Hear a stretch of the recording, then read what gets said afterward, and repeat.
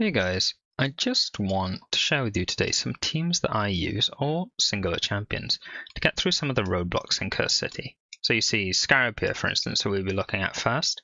All paths kind of converge to him. If you want to get past him to get to the keys, you'd have to go around this way, which goes into Soulcross, and Soulcross is really difficult. So I'll show you the team I use for Scarab, and it's just one Venomage.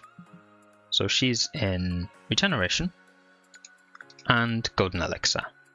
You only need one of these, really. The boss hits so frequently with so little damage, the Golden Elixir will likely keep you healed up through all of his damage. Even on a fairly squishy champion, for instance, she doesn't have an insane amount of health. 67,000 is quite a lot, to be fair. She's built fairly fast, yeah. This just lets her get more rotations of this, but the speed isn't necessary. Like I said, you could theoretically do this with 0 speed.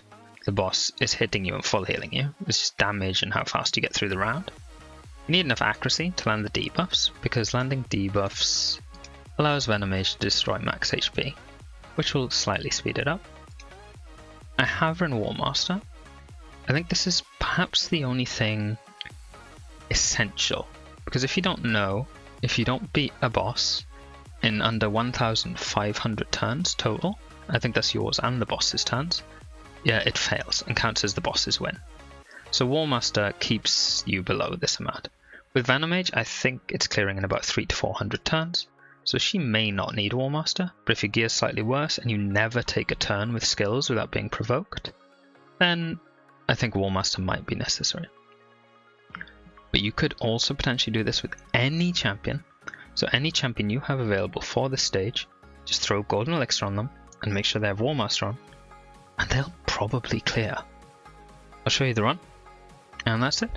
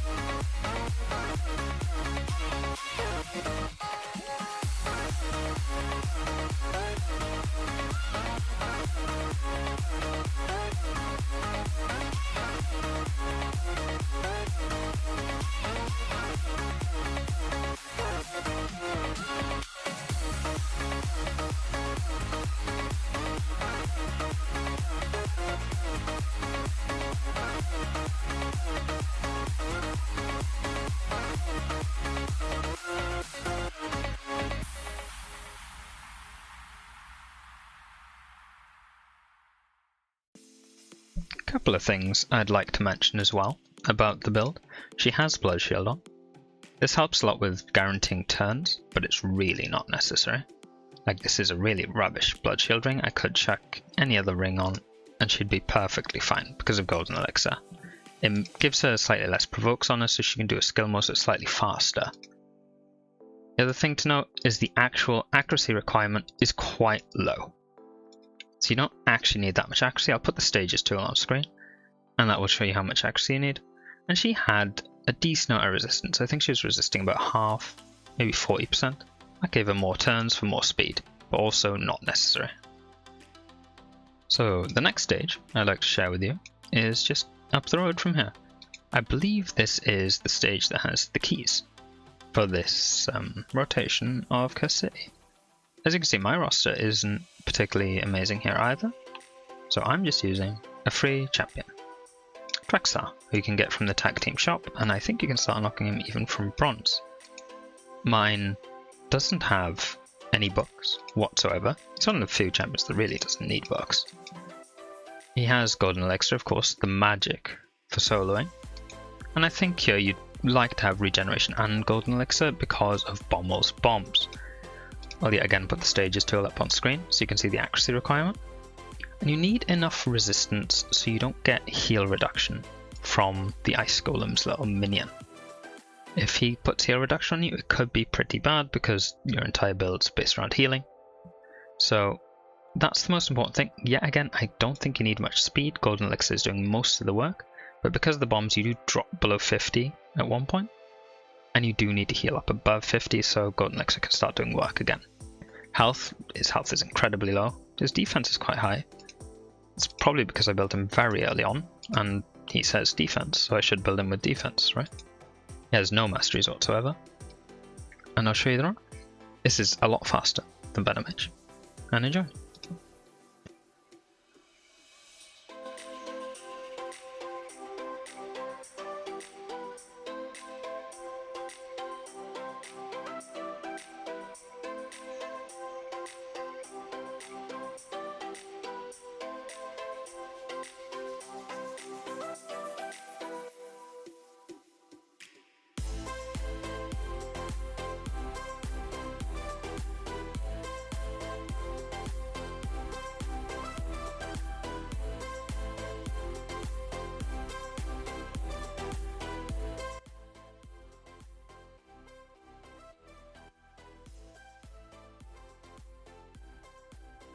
So a few things to note here. He was healing very little. His health is very low. If you can push yours higher, it'll probably make it quite a bit more comfortable. He doesn't need this much defense. You should split it more evenly into health. And him being masteried is somewhat of a blessing. There are a few pitfalls for masteries in this stage. So you can't have this Evil Eye.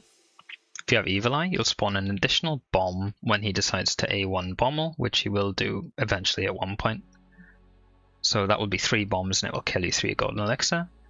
And Warmaster or Giant Slayer may do too much direct damage to the Ice Golem boss and cause you to do his slam. If that happens before the minion's dead, that's a lot of damage. Just ignore defense damage as well. So Warmaster in tandem with these counter-attack masteries, that could actually kill you. But then again, it's a cursed city, there's no energy cost, so you could just go back and send it again. One more fight for the key, and it may in fact be the one that has the key, is P16. Yeah, so this is Hard Mode Dragon and Nether Spider. There's a bunch of poisons, basically. I would show you an accessible epic team. The epics here aren't particularly good. They do a fair amount of damage, so Mora can hit, Giscard's good control. There's not many cleansers and there's certainly not many healers here. So the easiest way, I'd say for you to do this, is to solo it with Embrys, if you have Embrys. Having him in Stone Skin here mitigates a few poisons at the beginning. And you'd want him to swap forms. I'd wager he can probably do this on auto, so that's what we're going to try. The main thing is you need enough damage to kill all the little spiderlings in one go. If you can't do that, then they're just going to counterattack you and you're going to get 4 additional poisons and it's going to become a whole thing. So the AI is not particularly smart, so it's not saving his AoE for the spiderlings, which is to be expected, I suppose. But he should still be able to solo this. I believe he has his HP swap and AoE available here anyway.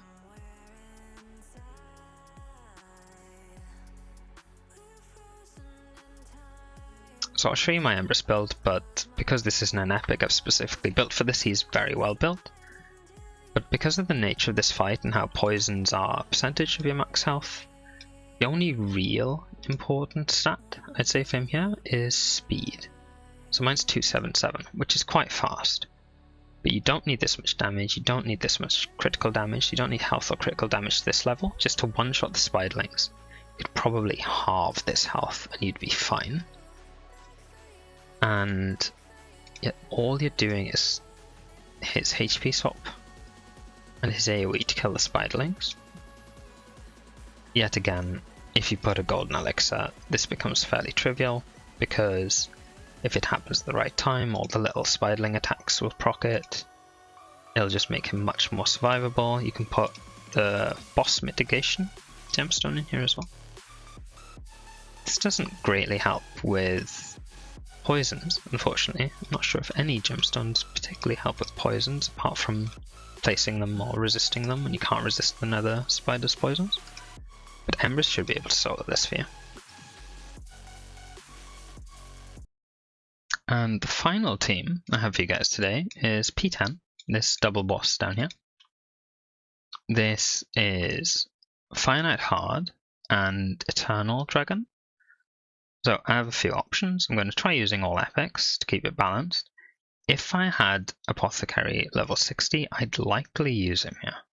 He's incredibly good here. He has a triple hit, he's a speed booster, he's very good. I'm using Seeker instead because I have him leveled, good Phantom Touch Blessing, which really helps. But you don't need legendaries to clear this stage. I will have to manual it, and I'll give you my kind of thought process as I'm going through it. First thing I want to do is kill the Eternal Dragon. He's too much of a hassle. So I'm just boosting my team here. I'm just going to start pumping damage into Eternal Dragon. Decrease defense on him. Just do as much damage as possible. Decreased defense is really good for epics or kind of second-rate characters in your account, because you're less likely to build them with Savage Gear or Merciless. If any of these characters are in Savage Gear, you might not need decreased defense as much. But when you have a very support-heavy lineup or they're less well-geared characters, it's actually very good. So my priority here is just killing this before the Fire Knight does too much max HP destruction on me. And then I'll deal with the ads once they're gone. Do an AoE here because it could kill the boss. Also controls the waves. We do want to gradually work these down. Or at least control these little side guys. So whenever he dies, he'll reset all your cooldowns, which is really useful. Now we can start hitting the Fire Knight.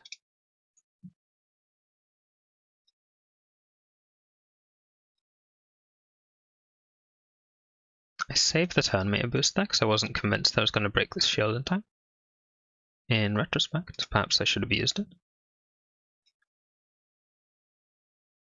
Certainly should have. And now, with most of our decreased speeds gone, we're going to start hitting him. Making sure to use Credent to try and control these two ads. Got very fortunate RNG there, but also Kellen had an AoE that he could have used to kill them.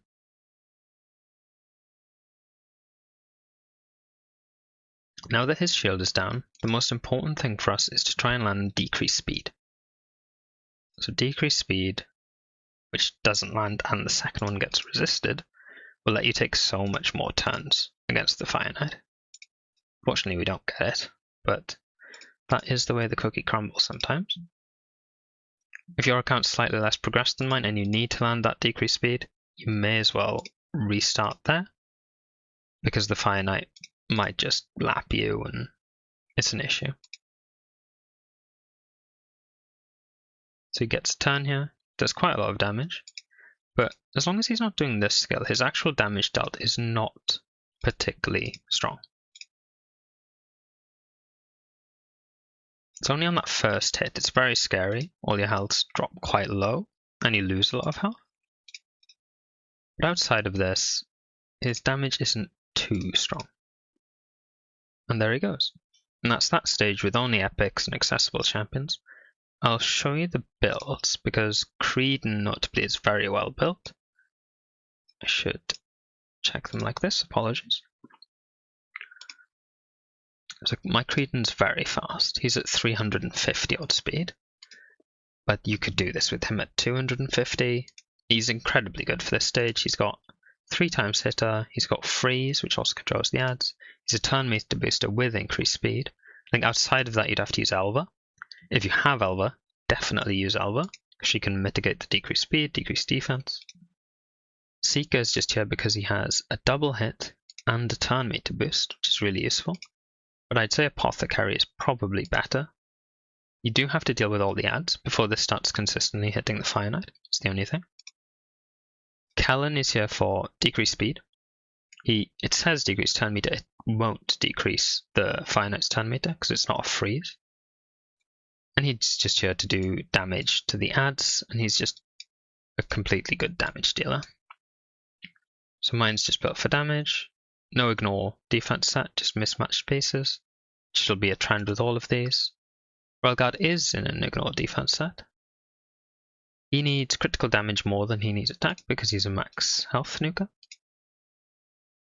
Tyrell, also a double hitter. This is the kind of thing you should be looking for. So while, for example, Scaramus is a particularly good control champion, he only has a singular hitter here, and you do have to burn 15 block stacks of the Fire Knight. So champions with multiple hits, like Regen, especially if you have Phantom Touch, are really good. And if you have a lower rank of Phantom Touch, say you have 30% chance, because it's Cursed City yet again, you can just keep re-rolling until you get really good Phantom Touch RNG, and you break the shield and you get the decreased speed down.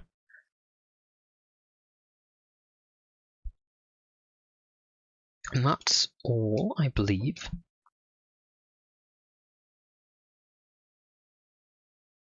I'll show you the masteries. Masteries don't hugely matter. They're just here for stats. So Royal Guard doesn't have any. Tyrell has generic defense ones. These counterattack masteries can be really useful, especially as you get later and later on, where your burnt max health is so much less. So your maximum health is so much less. You can counterattack quite comfortably because you're going to lose potentially a lot of your max health because you've burnt a lot of it away.